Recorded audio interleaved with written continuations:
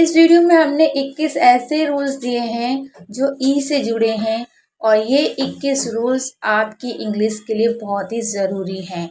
अगर आप ये छोटे बच्चों के लिए वीडियो देख रहे हैं तो भी बहुत मददगार है, लेकिन अगर आपको इंग्लिश नहीं आती है और आप इंग्लिश सीखना चाहते हैं तो भी ये रूल्स आपके लिए बहुत ही मददगार होंगे। चलिए वीडियो को शुरू करते हैं। सबसे पहले रूल नंबर 1, जैसे हम कहते हैं मैजिक ई रूल्स। चलिए देखते हैं। ई पीछे वोवल्स के साउंड को लंबा कर देता है। अगर कहीं पर भी आपको लास्ट में ई दिखे तो इसका मतलब है जो आपका ई है वो लॉन्ग है, यानी कि कहीं पर भी अगर लास्ट में ई होगा तो उसका शुरू वाला वोवल्स हमेशा लंबा पड़ा जाएगा। ये आपको हमेशा याद रखना है। इससे ही आपकी इंग्लिश की रीडिंग अच्छी होगी और आप स्पेलिंग लिखने के लिए भी इसको इस तरीके से यूज़ कर सकते हैं। अब हम सीख लेते हैं रूल नंबर 2, यानी कि साइलेंट ई रूल्स। शब्द के अंत में ई आता है लेकिन उसका उच्चारण नहीं होता है, यानी कि अगर कहीं पर भी लास्ट में ई आपको दिखे तो उसमें ई को आपको नहीं पढ़ना है। इस वीडियो में हम आपको ई के जितने भी बारीक से बारीक चीज़ें होगी ना, ई के रूल्स, वो सारे हम आपको बताने वाले हैं। तो चाहे वो आपको पहले आते हो या नहीं आते हो, सब आपको हम इसमें बताएंगे। अब चलिए आगे बढ़ते हैं। अब देखिए रूल नंबर 3, ई प्लस ए। इसका मतलब क्या है? इसे हम कहते हैं लॉन्ग ई साउंड। चलिए जान लेते हैं। जब ई और ए मिलते हैं तो बड़ी ई की मात्रा बनती है, जैसे वीट, सीट, रीड। कहीं पर भी ई और ए दिखे तो उसको लंबा पढ़ा जाता है, जैसे ई, इस तरीके से। तो कहीं पर भी ई और ए दिखे तो हमेशा उसको बड़ी ई की मात्रा की तरह पढ़ा जाएगा। ठीक है, अब चलिए आगे जान लेते हैं। अब जान लेते हैं रूल नंबर 4, ई ए को हम ई कब पढ़ते हैं, ए कब पढ़ते हैं और ए आ कब पढ़ते हैं। चलिए जान लेते हैं। देखिए, ई ए को हम 3 तरीके से पढ़ते हैं। सबसे ज़्यादा ई ए को ई पढ़ा जाता है। कुछ वर्ड मीनिंग में ई ए को ए पढ़ते हैं। अगर ई ए के बाद डी होता है तो ई ए को ए पढ़ा जाता है। लेकिन अगर ई ए के साथ आर होगा तो उसको एयर पढ़ा जाएगा। ये 3 तरीके हमेशा आपको याद होने चाहिए, जो बेहद ही खास है और ये आपके लिए बहुत ही ज़रूरी है। अगर नहीं पता है तो आप बहुत सारी गलतियाँ कर सकते हैं। अब चलिए आगे बढ़ते हैं। अब जान लेते हैं रूल नंबर 5, ई शब्द बदल देता है। इसका मतलब क्या हुआ? ई शब्द को कैसे बदल देता है, चलिए जान लेते हैं। ई लगाने से शब्द का अर्थ बदल जाता है। अब कैसे बदल जाता है वो मैं आपको एग्जाम्पल के थ्रू समझा देती हूँ। कि कभी भी अगर लास्ट में आपको ई दिखेगा तो वैसे तो हम इसे रेड पढ़ते हैं, लेकिन अगर ई हो जाएगा तो रेड हो जाएगा। मतलब अगर कोई भी वोबल्स है और उसके बाद ई आ रहा है तो हमेशा वो पहला वाला वोबल्स लंबा हो जाएगा और उसे हमेशा लॉन्ग पढ़ना होगा, जैसे कि बड़ी मात्रा की तरह पढ़ना होगा। जैसे रेड, ई लग गया तो रेड। हॉप, ई लग गया तो हॉप। कैन, ई लग गया तो कैन। इस तरीके से ई का आवाज़, अगर ई लगाने से पहले वोवल्स की आवाज़ चेंज हो जाती है। ये हमेशा याद रखिएगा। अब चलिए आगे बढ़ते हैं। रूल नंबर 6, फाइनल ई ड्रॉप रूल्स। इसका मतलब क्या है? ई ड्रॉप रूल्स का मतलब क्या होता है और इससे क्या होता है, चलिए जान लेते हैं। जब ई वाले शब्द में सफिक्स जुड़ते हैं, सफिक्स मैं आपको समझाऊंगी, तो ई गिरा दी जाती है, मतलब ई को गिरा दिया जाता है अगर सफिक्स वोवल से शुरू हो। मतलब समझ में नहीं आ रहा होगा, चलिए मैं आपको इसको अच्छे से समझा देती हूँ ताकि आप इसे अच्छे से क्लियर तरीके से समझ सके।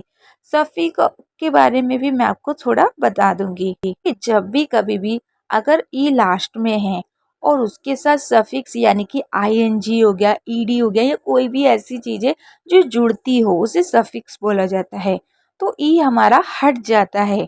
जैसे हमने मैक में अगर आईएनजी जोड़ा तो हम मैकिंग तो लिखेंगे लेकिन ई को हटा के। ऐसे ड्राइव में अगर आईएनजी जुड़ेगा तो उसे ड्राइविंग तो लिखेंगे लेकिन लास्ट वाले ई को हटा के। तो यही होता है सफिक्स जुड़ने का मतलब, यानी कि जब भी लास्ट में ई होगा और उसमें सफिक्स जुड़ेगा तो हमारा ई हट जाएगा, यानी कि ड्रॉप हो जाएगा। अब रूल नंबर 7 जान लेते हैं कि अगर ई के साथ फाई जुड़ता है तो बड़ी ई की मात्रा क्यों बनता है और इससे क्या बदलाव होते हैं। चलिए वो भी समझ लेते हैं। जब ई और वाई साथ में होते हैं तो ई की ध्वनि बनती है बड़ी ई की मात्रा की, जैसे की। तो यहाँ पर के को हमने का पढ़ा और ई वाई को ई बना पढ़ा, तो क्या बन गया की। इसी तरीके से मंकी, एम ओ एन को मंग पढ़ते हैं, मोंकी भी पढ़ते हैं बहुत से लोग, लेकिन मंकी राइट साउंड होता है। इसी तरीके से हनी, कुछ जगह ओ एन होने पर ओ को नहीं पढ़ा जाता, इसलिए हम इसे हनी और मंकी पढ़ रहे हैं। तो समझ में आया, ई के साथ अगर वाई जुड़ा होगा तो ई वाई से बड़ी ई की मात्रा बन जाती है, और ये आपको हमेशा लास्ट में ही दिखेगी। कभी भी ई वाई शुरू और बीच में नहीं होता है, ये हमेशा लास्ट में ही आता है।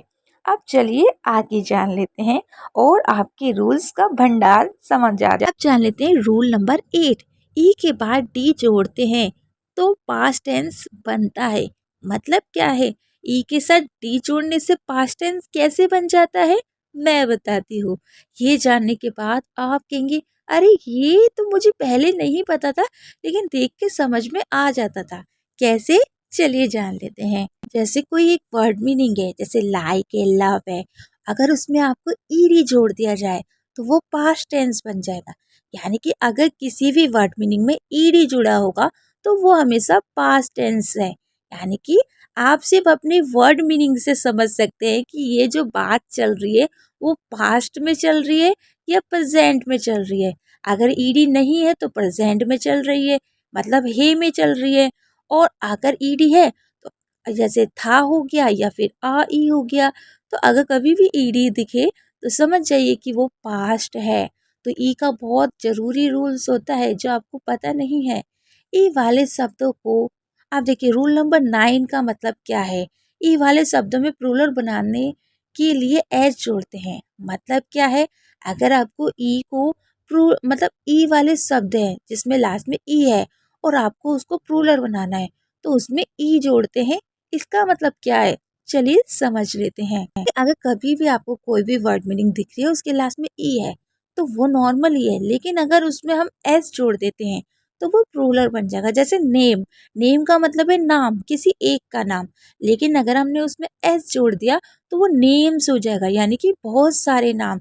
इसी तरीके से फाइल, यानी कि एक फाइल, लेकिन अगर आपने उसमें एस जोड़ दिया तो फाइल्स हो जाएगा, यानी कि बहुत सारे फाइल्स। यानी कि अगर कहीं पर भी आपको ई एस दिखे तो समझ जाइए वो प्लूरल है, यानी कि एक से ज़्यादा की बातें हो रही है। आ गया ना, चलिए अब आगे बढ़ते हैं।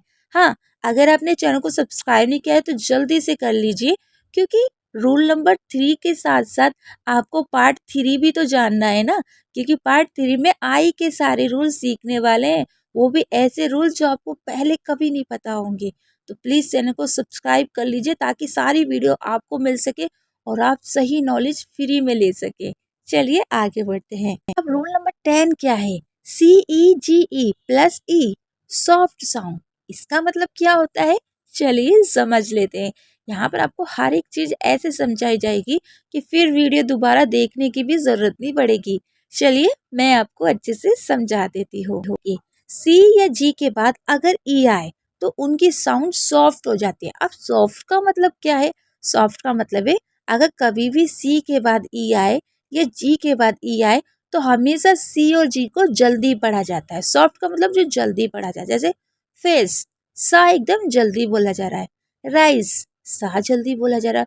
पेज, तो जब भी आपको सी के बाद ई दिखे या जी के बाद ई दिखे तो पहले तो सी का साउंड सा हो जाएगा और जी का साउंड ज हो जाएगा, लेकिन इसको हमेशा जल्दी बोला जाता है। क्योंकि देखिए, कभी कभी एस के बाद भी ई होता है और उसे भी हम सा पढ़ते हैं, लेकिन ऐसा क्यों, देखिए जब एस के बाद ई होगा तो एस को धीरे पढ़ा जाएगा, लेकिन सी के बाद ई होगा तो सी को जल्दी पढ़ा जाएगा।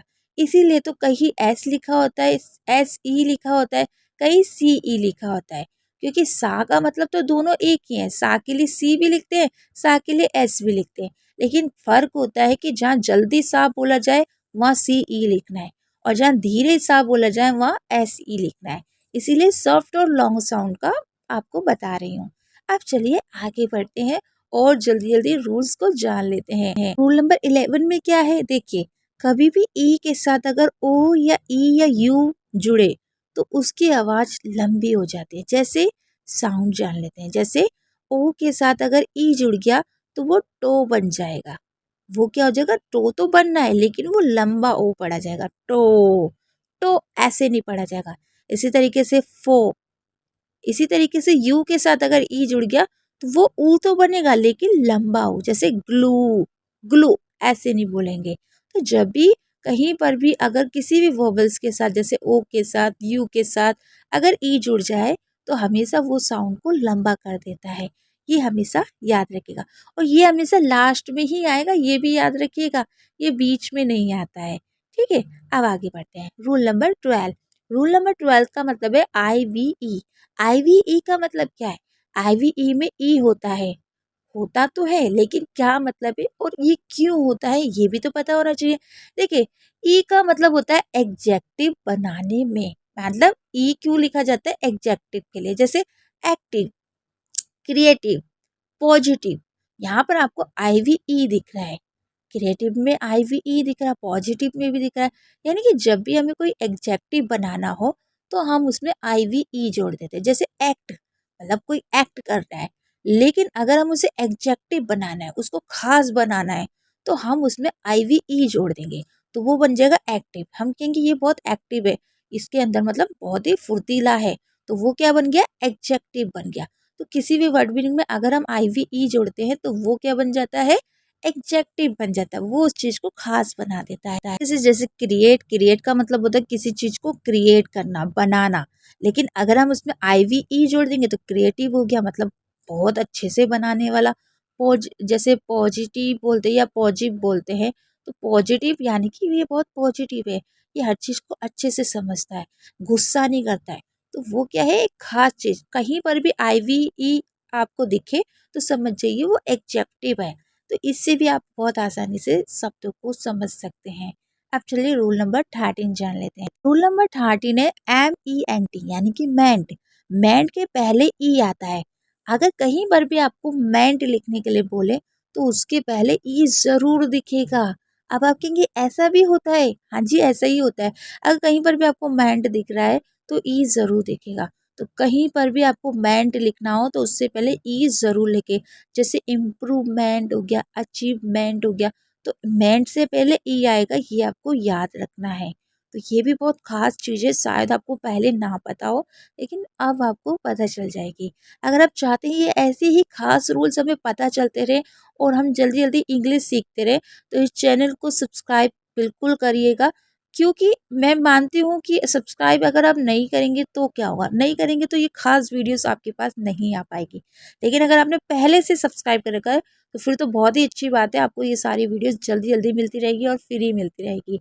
और अगर आप हमारी कोचिंग करना चाहते हैं तो भी आप हमारी कोचिंग ज्वाइन कर सकते हैं। हमारे जो स्क्रीन पे नंबर दिया है उस नंबर पर मैसेज कर दीजिए या कॉल कर लीजिए, आपको डिटेल मिल जाएगी।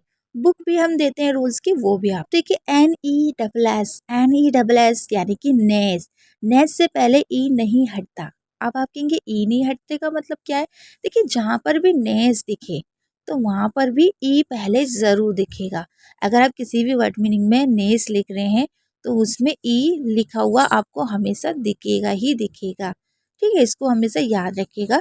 अगर जैसे रूट लिखना है और आपको उसके साथ नेस लिखना है तो रूट नेस डायरेक्ट लिख दीजिए, उसमें आपको ई को हटाने की ज़रूरत नहीं है। पॉलिटिस है या पॉलिट है तो उसमें भी आपको ई को नहीं हटाना है। तो ये रूल्स याद रखिएगा, कभी आप ई हटा के नेस लिख दे वो गलत हो जाएगा। अब चलिए आगे बढ़ते हैं। रूल नंबर 15 जान लेते हैं। देखिए, इसमें क्या है मैं आपको बता देती हूँ। कंपैरेटिव में भी ई रहता है। कंपैरेटिव का मतलब क्या होता है, जैसे नाइस, नाइस मतलब अच्छा, लेकिन अगर हम उसे कंपैरेटिव बना रहे हैं तो उसमें नाइसर लिखेंगे, यानी कि आर जोड़ देंगे।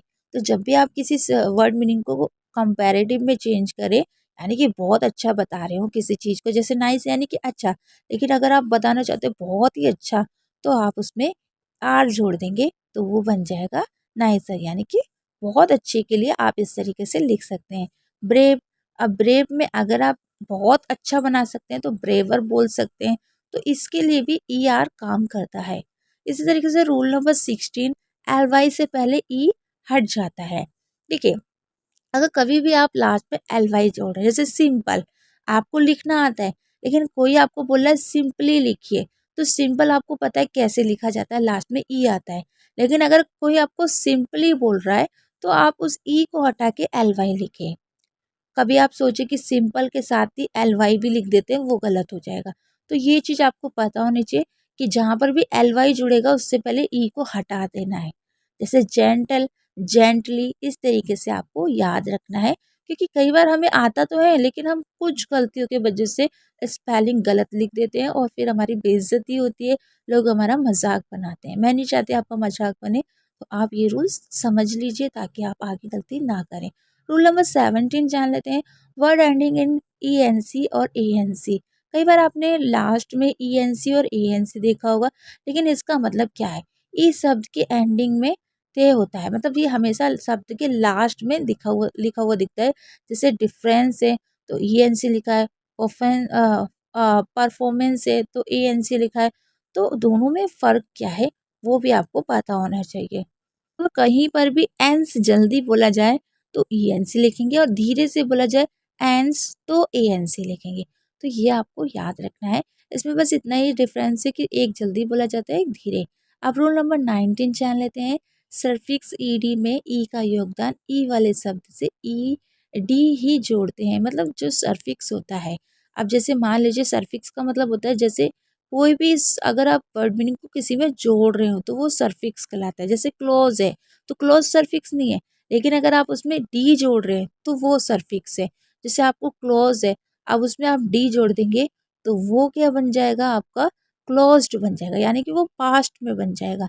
इस तरीके से सेव है, सेव में डी जोड़ देंगे तो वो पास्ट पास्ट बन जाएगा। तो ऊपर क्या दिया गया है कि ई डी में ई का योगदान ई वाले शब्द में डी ही जोड़ते हैं।